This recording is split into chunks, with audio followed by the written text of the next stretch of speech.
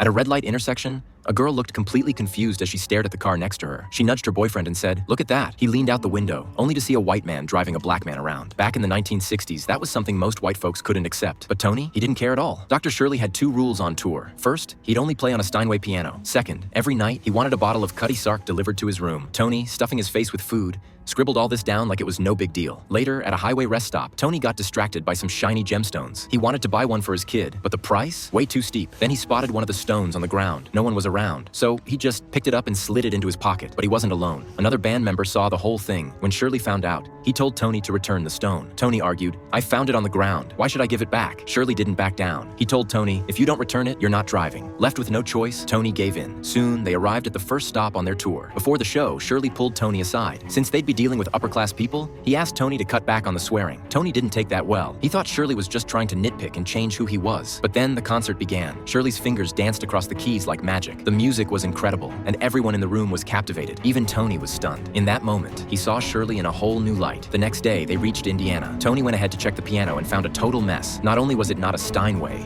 it was covered in trash. He tried to sort it out with the staff, but they didn't just disrespect Shirley for being black. They insulted Tony to his face.